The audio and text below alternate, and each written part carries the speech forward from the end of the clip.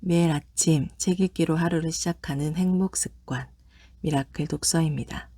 오늘 함께 읽어볼 책은 순서 파괴, 콜린 브라이어, 빌카 지음, 유정식 옮긴 다산북스 출판사 책입니다. 목차 먼저 살펴볼게요.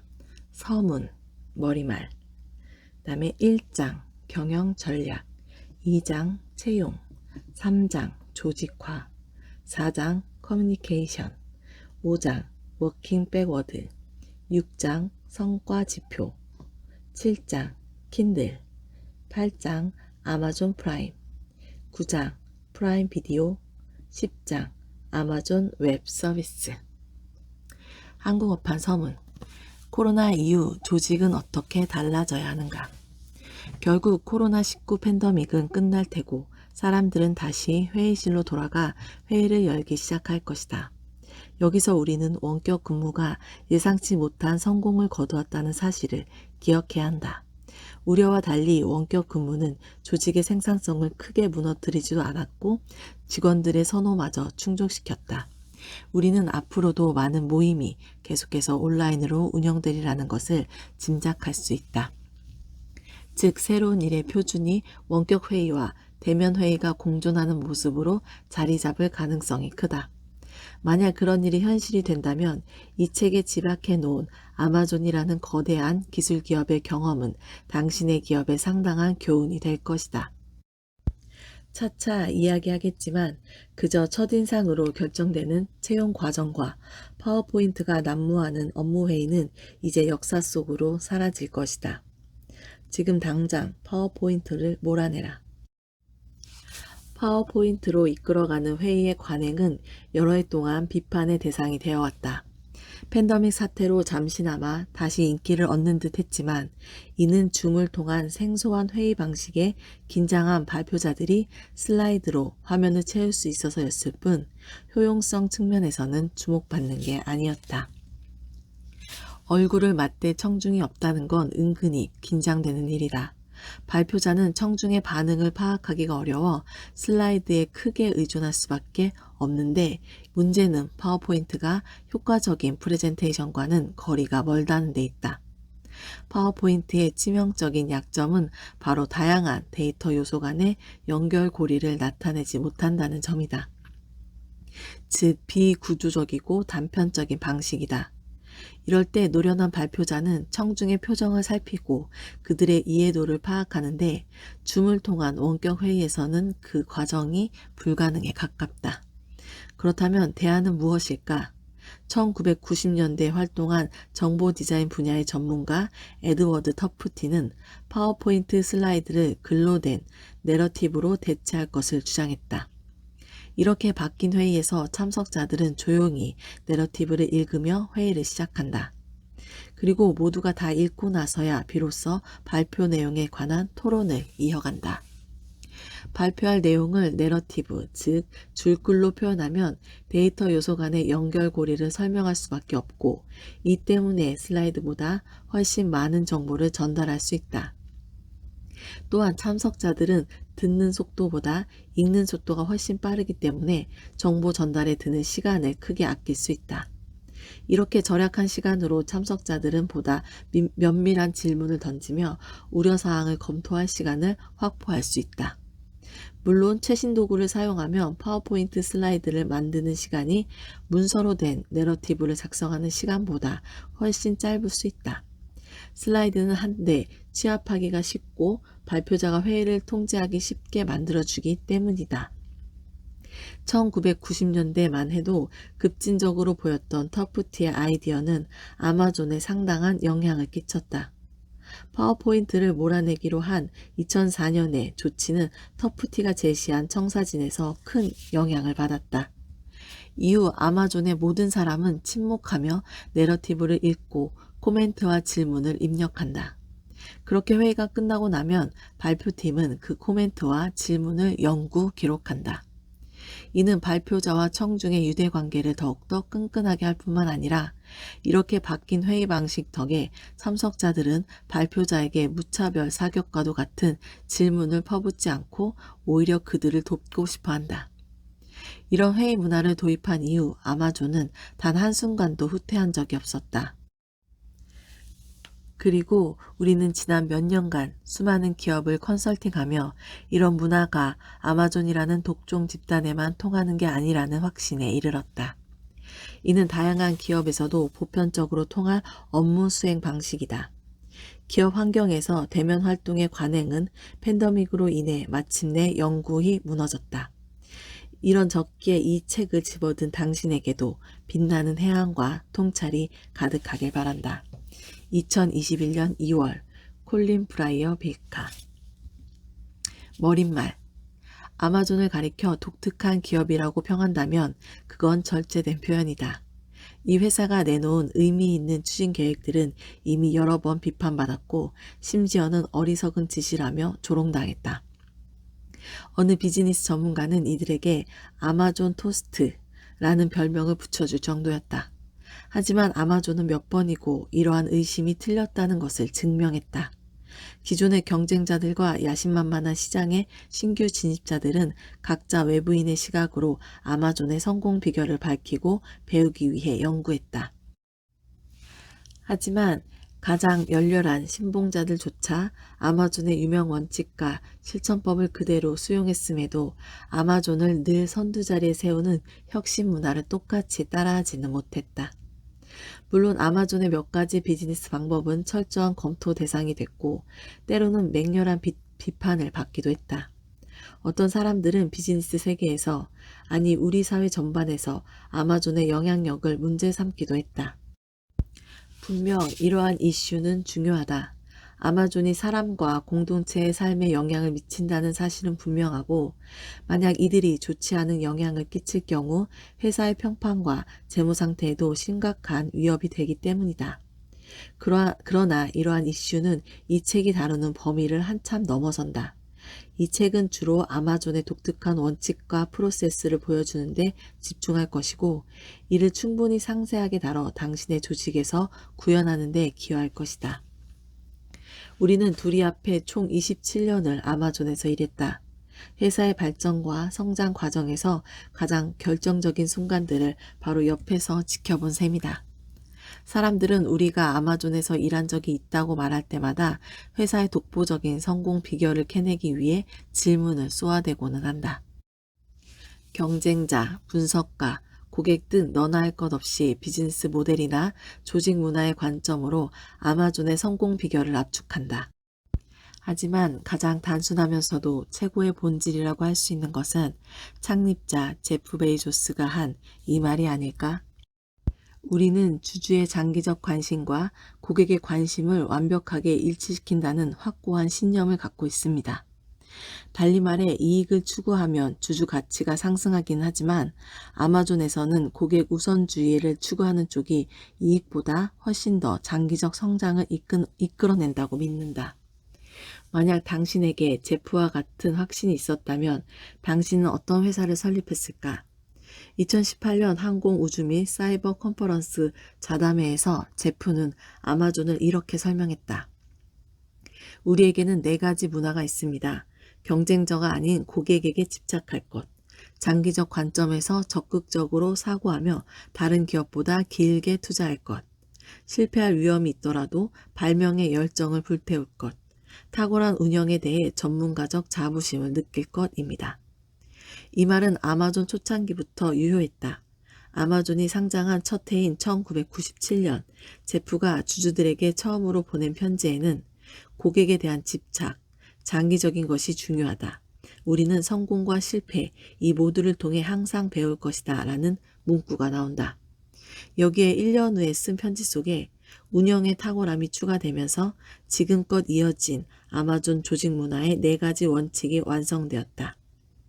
디테일한 문구는 그동안의 교훈과 상처를 반영하며 조금씩 수정되었지만 아마존은 절대 이 4가지 핵심 원칙에 헌신하는 일은 게을리하지 않을 것이다. 그리고 이 4가지 핵심 원칙은 2015년 연매출 1000억 달러를 달성하며 전 세계 그 어느 기업보다 아마존이 빠르게 성장하는 기업으로 올라선 이유가 되기도 한다.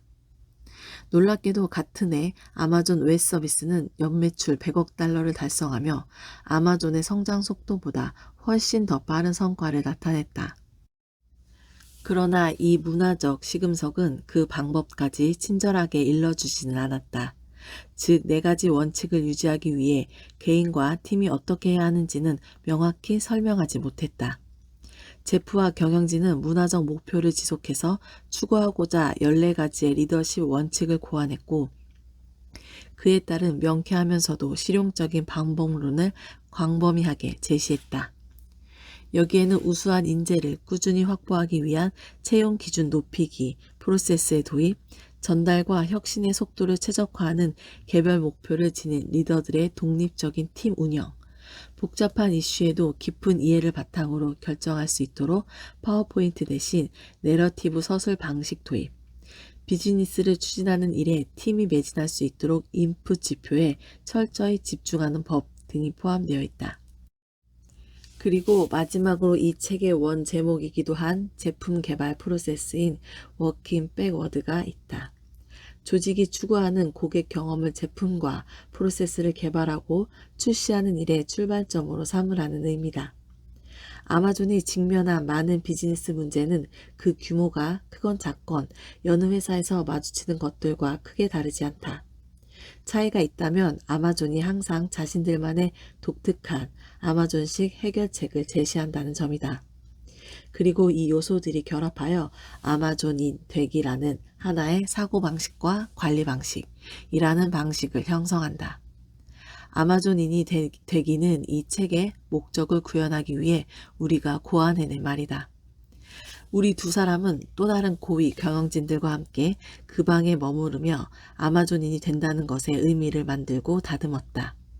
우리들은 제프와 여러 업무를 두루 경험했고 아마존이 이룬 수많은 부류의 성공작을 창조하는 데 적극적으로 참여했다. 우리는 아마존에 있는 동안 살면서 가장 왕성하게 활동했다고 감히 말할 수 있다. 콜린. 대학교를 졸업하고 처음으로 얻은 직장은 오라클에서 데이터베이스 애플리케이션을 설계하고 구축하는 일이었다. 이후 2명의 동료와 함께 서버 테크놀로지 그룹이라는 회사를 공동 창업했다. 대규모 데이터베이스 시스템을 다룬 경력을 바탕으로 기업의 비즈니스 활동을 외부로 전환하도록 돕는 회사였다. 보잉, 마이크로소프트, 그리고 당시에는 작은 회사였던 아마존이 우리의 고객이었다. 우리는 아마존이 뭔가 특별하다는 것을 알게 되었다. 그러고는 1998년에 아마존으로 이직했다. 나는 아마존에서 12년간 임원으로 일했고 그중 2년은 제프와 함께 같은 방에 앉아 논의하는 역할을 맡았다. 그 덕에 나는 아마존의 성장과 혁신 과정에서 아주 특별한 순간들을 함께했다. 2003년 여름 제프는 나에게 기술 자문 역할을 제안했다. 아마존 내부에서 일명 제프의 그림자라 불리는 역할이었다. 다른 회사의 수석 보좌관 자리와 비슷한 역할이라고 볼 수 있다. 이 자리는 현재 아마존 웹 서비스의 최고 경영자인 앤디 제시가 나보다 18개월 전에 최초의 전담 기술 자문이 되면서 공식적으로 만들어졌다. 기술 자문은 2가지 책임을 수행한다. 하나는 가능한 한 효과적으로 제프를 돕는 것이고 다른 하나는 제프가 내게 말한 것처럼 서로에게 모범이 되고 서로에게 배우는 것이었다. 이 말은 이 자리에 오른 사람은 언젠가 회사에서 더 큰 역할로 이동할 수 있다는 뜻이었다. 제프와 앤디는 내게 기술 자문의 자리가 관찰자나 감시관의 역할도 훈련관의 역할도 아니라는 점을 명확히 했다. 제프를 위해 아이디어를 제시하고 리스크를 수용하며 솔직하게 자문하는 것이 나에게 주어질 임무였다. 제안을 수락하기 전에 나는 주말 동안 생각할 시간을 달라고 말했고 2명의 친구에게 전화를 걸었다.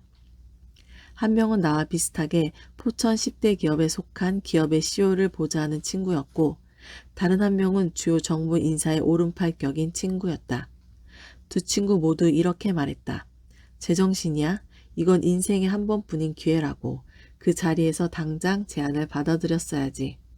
그러면서 두 친구는 나라의 스케줄이 앞으로는 나의 것이 아니라고 이야기하며 내가 상상할 수 있는 것보다 더 많은 것을 배우게 될 거라고도 말했다. 한 친구는 자신이 그런 일을 수행하면서 엄청나게 많이 배우기는 했지만 사실 그리 재미있는 일은 아니었다고도 고백했다. 친구들이 내게 해준 조언은 대부분 옳았다. 제프의 그림자가 되는 일이 실제로 정말 재미있었다는 것만 빼고 말이다. 어느 날 나는 아마존 신규 의류 스토어를 홍보할 목적으로 제프와 함께 뉴욕으로 출장을 떠났다. 그랜드 센터 터미널에서 열린 테니스 시험 경기에도 참석하여 여러 회의와 행사의 얼굴을 비칠 계획이었다. 비행기에서 제프는 자신의 테니스 실력이 예전 같지 않다고 말했다. 그러면서 비행기가 뉴욕에 도착하면 내게 연습 삼아 테니스를 함께 쳐줄 수 있겠느냐고 물었다.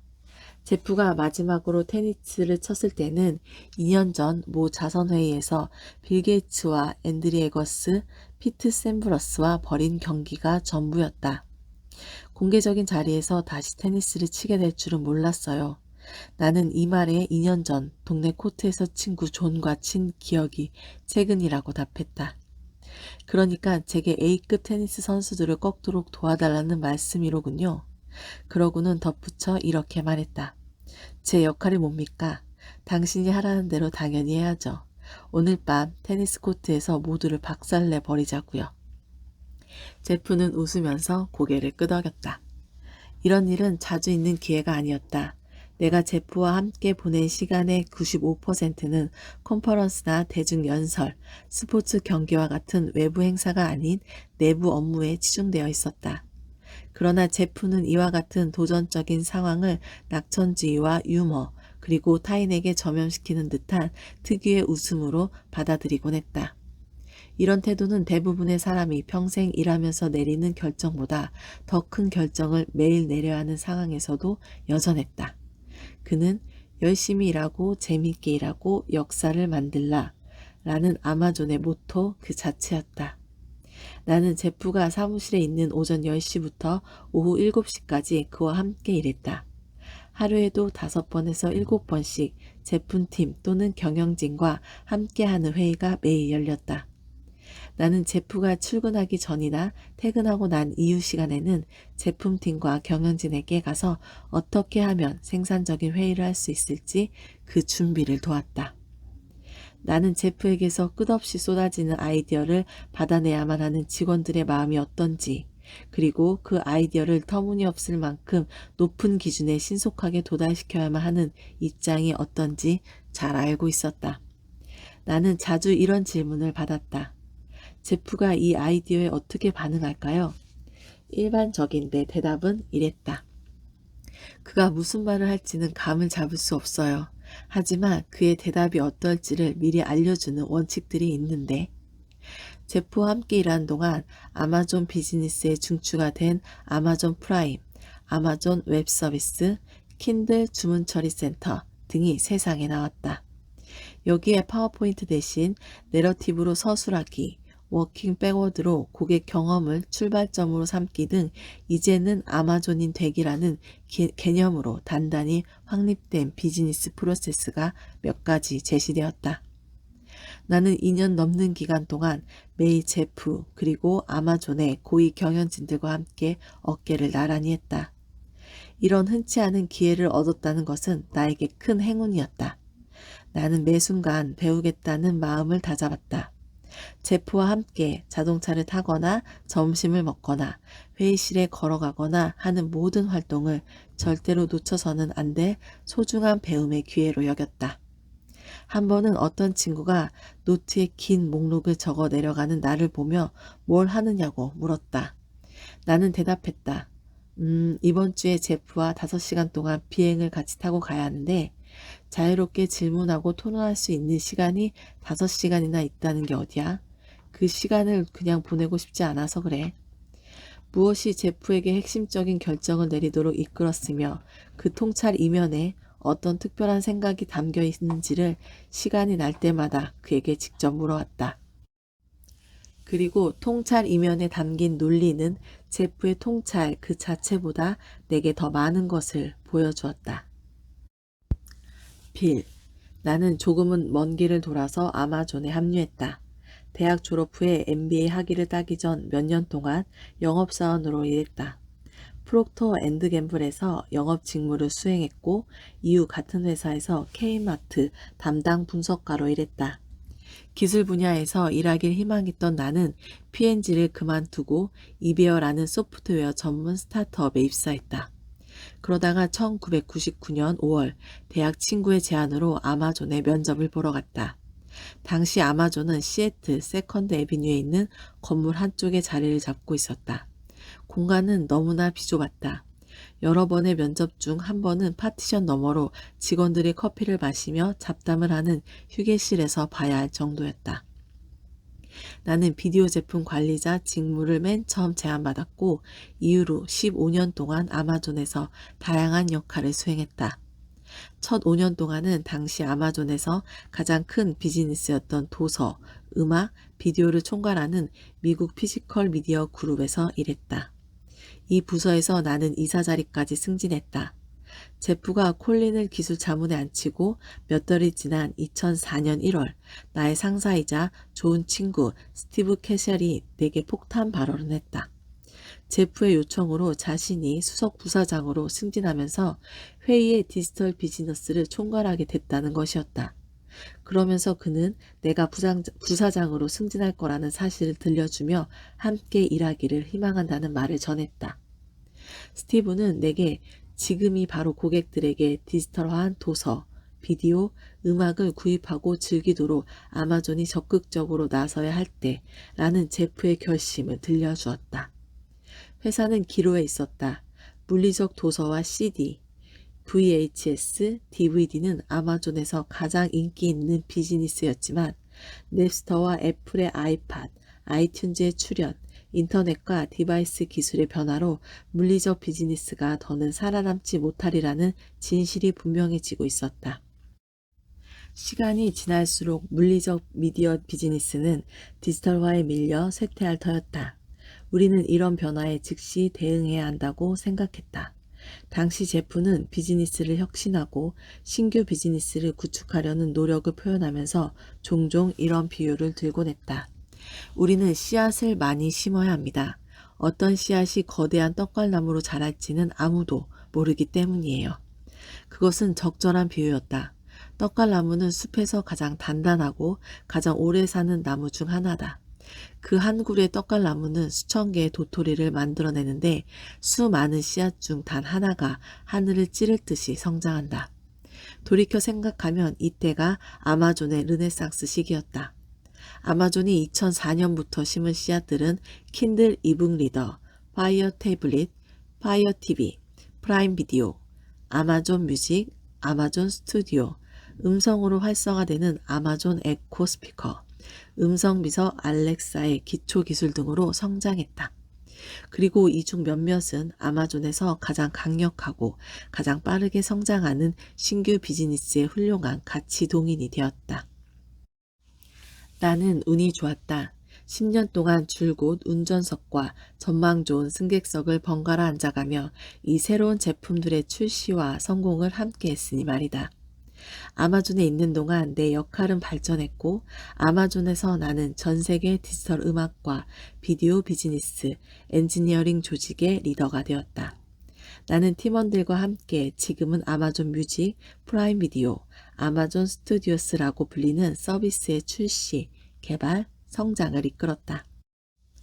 이런 경험을 통해 나는 신제품뿐만 아니라 제2의 성장을 이끌며 아마존을 지구상에서 가장 가치 있는 기업 중 하나로 만들어준 일련의 아마존 프로세스를 관찰하고 참여하며 학습할 기회를 누렸다.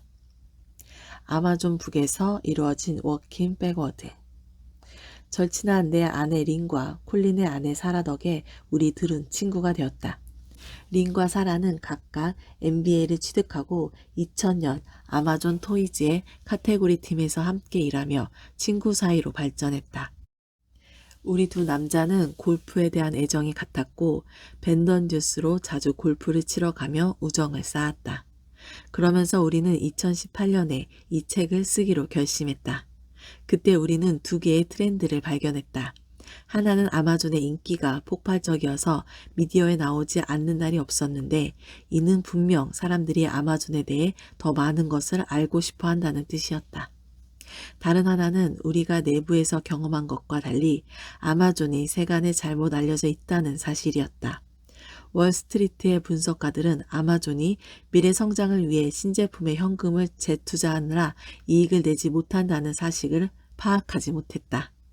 또한 언론에서는 킨들과 아마존 프라임, 아마존 웹 서비스와 같은 신제품에 어리둥절해하며 비판적인 모습을 자주 보였다.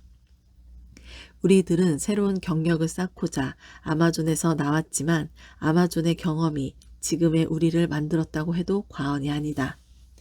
우리는 다양한 기업들과 여러 벤처 투자자와 함께 일했다. 우리가 일하면서 가장 자주 들은 말은 어느 포천 100대 기업 CEO의 말을 인용해도 좋다. 나는 아마존이 어떻게 일하는지 알지 못합니다. 그들은 유통부터 아마존 웹 서비스, 디지털 미디어에 이르기까지 매우 많은 비즈니스를 구축하고 여기서 성공을 거두는 능력까지 지녔습니다. 그에 반해 우리는 30년 넘게 같은 일을 해왔지만 아직도 우리의 핵심 비즈니스를 통달하지 못했습니다. 우리는 괴리가 존재한다는 것을 깨달았다. 아마존의 기이한 행동의 이유를 설명해주고 아마존이 어떻게 비범한 성과를 창출했는지 그 질문에 답하는 마땅한 책이나 자료가 없었다. 그 질문의 답을 알고 있는 우리가 이 책에서 상세히 풀어야만 할 일이었다. 아마존을 떠나 우리 둘은 각자의 조직에서 아마존의 여러 요소를 도입하기 위해 부단히 노력했다. 그러나 우리가 동료들에게 이러한 원칙을 도입하고자 주장할 때마다 항상 이런 식의 반응과 마주했다. 하지만 아마존에는 훨씬 많은 자원과 돈이 있지 않습니까? 제프 베이조스는 말할 것도 없고요. 우리에게는 그런 사람이 없어요. 이 자리에서 확실히 말하건대 당신에게는 아마존 수준의 자본이 절대 필요치 않다. 제프 베이조스도 필요 없다. 아마존의 구체적이고 복제 가능한 원칙과 실천법은 누구나 배울 수 있고 잘 정제해서 조직 전체에 퍼뜨릴 수 있다. 희망컨대 당신이 이 책을 읽고 나면 아마존인 되기가 신비주의적인 리더십 컬트가 아닌 유연한 마인드셋이라는 걸 깨닫게 될 것이다. 당신은 이 책에 적힌 요소들을 필요한 만큼 취할 수 있고 또한 원하는 대로 그것들을 조건부로 수정할 수 있다. 이 개념은 놀라울 정도로 프랙털적이어서 조직 규모에 상관없이 도움을 받을 수 있다. 우리는 직원이 10명인 스타트업부터 수십만 명에 이르는 글로벌 기업까지 여러 조직에서 아마존의 원칙을 성공적으로 도입한 사례를 직접 목격했다. 이 책에서 우리는 자신만의 방식으로 아마존인이 되는 길로 당신을 안내할 것이다. 우리는 아마존에 있는 동안 각종 이벤트, 이야기, 대화, 성격, 농담과 같은 아마존의 구전설화를 모아놓았다.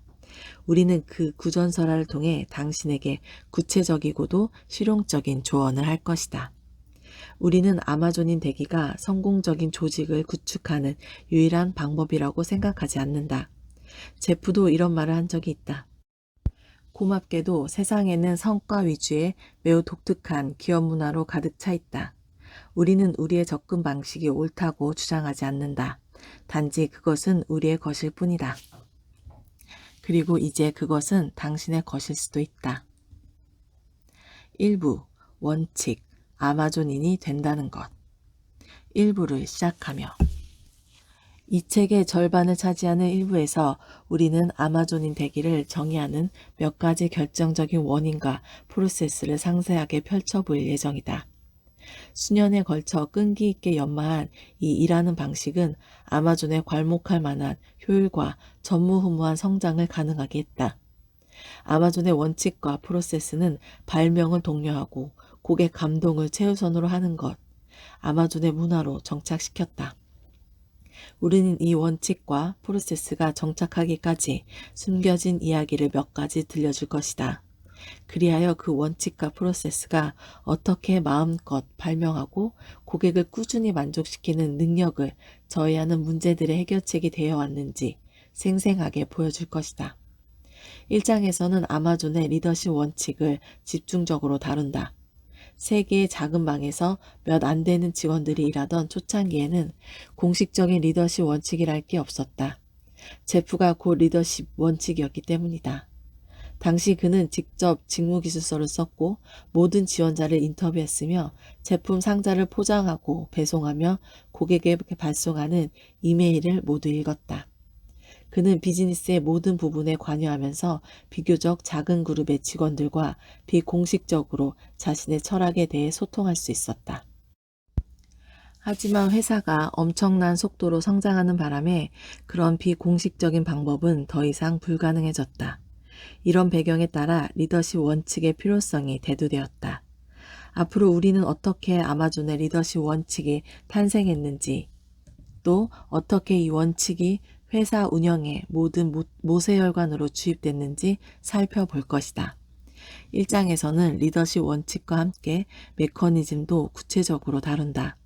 여기서 말하는 메커니즘이란 리더십 원칙을 매일 강화하는 지속적이고 반복적인 프로세스를 뜻한다. 우리는 아마존이 어떻게 개별팀과 회사 전체의 연간 계획을 수립하고 이 두 주체 간의 목표를 어떻게 정렬시키는지 그 방법에 대해 예를 들어 보여줄 것이다.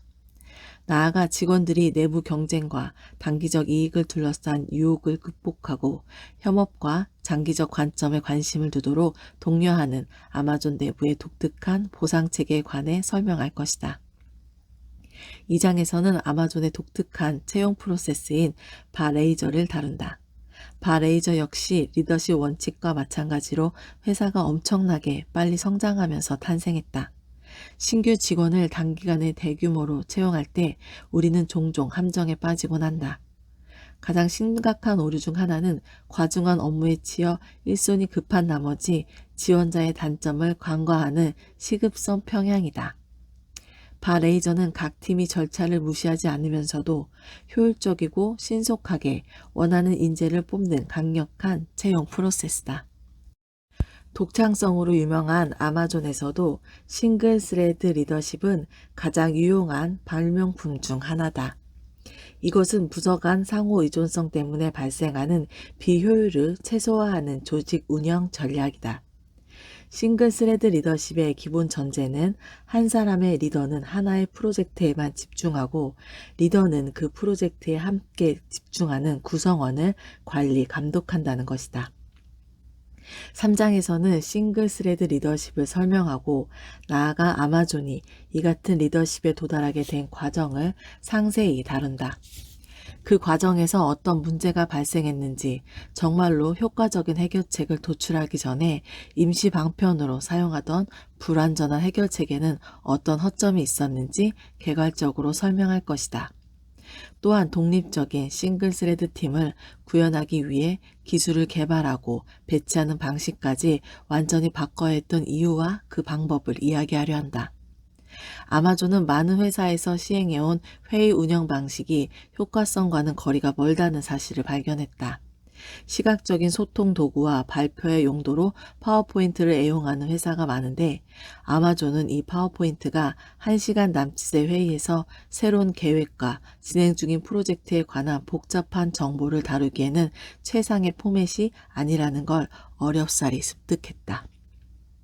아마존은 파워포인트 대신 6페이지짜리 내러티브 문서가 회의 참석자 모두에게 프로젝트 상황을 빠르고 효율적으로 파악하게 하는 최상의 방법임을 깨달았다. 동시에 담당 팀에서 내러티브 문서를 작성하려면 자신들이 해왔던 일이나 앞으로 해야 할 일을 더욱 깊이 생각해야 하고 그것을 다른 사람에게 명확한 글로 표현할 수 있어야 한다는 것도 알게 되었다. 우리는 4장에서 내러티브에 관한 상세한 이야기를 구체적인 예로서 설명할 계획이다. 5장에서는 아마존이 새로운 아이디어와 신제품을 개발하는 방법, 즉 추구하는 고객 경험을 먼저 설정하고 이를 출발점으로 삼아 아이디어와 신제품을 후속 개발한다는 개념의 워킹 백워드 프로세스를 다룬다. 개발에 돌입하기 전 아마존은 언론 보도자료를 가장 먼저 작성해 새로운 아이디어나 신제품이 고객에게 어떤 혜택을 주는지 명확하게 정의한다. 이어서 자주 묻는 질문을 만들어 골치 아픈 이슈를 미리 해결한다. 아마존에서는 만족하는 수준에 도달할 때까지 보도자료와 FAQ를 세심하게 작성하고 수정해야만 비로소 다음 단계로 넘어갈 수 있다. 성과 지표를 분석하고 관리하는 방법 역시 고객을 중심으로 이루어진다. 아마존은 아웃풋 지표가 아니라 통제 가능한 인풋 지표를 강조한다. 예컨대 아웃풋 지표가 월 매출액이나 주가 등이라면 통제 가능한 인풋 지표는 제품 가격을 알맞은 수준으로 낮추기 위한 내부 비용 감축, 웹사이트에 판매용 새 아이템 올리기, 표준 배송 시간 단축 등이다. 통제 가능한 인풋 지표는 원하는 결과나 아웃풋 지표를 창출하는 일련의 활동들을 미리 측정한다. 우리는 6장에서 어떻게 이런 지표를 발견하고 추적하는지 상세하게 설명할 것이다. 아마존에서 개발한 원칙과 프로세스가 일부에 모두 속속들이 담겨 있지는 않다. 우리는 아마존인 되기라는 의미를 가장 잘 나타낸다고 생각하는 요소들만 골랐다. 지금부터 우리는 아마존이 각각의 원칙과 프로세스에 어떻게 도달했는지 보여줄 생각이다. 그리고 구체적으로 실천 가능한 정보를 제시함으로써 당신의 회사나 조직이 크건 작건 고객 감동의 잠재력을 극대화할 수 있도록 그 방법을 연마해 갈 길을 열어줄 것이다. 오늘 미라클 독서는 여기까지 읽겠습니다. 오늘도 감사합니다.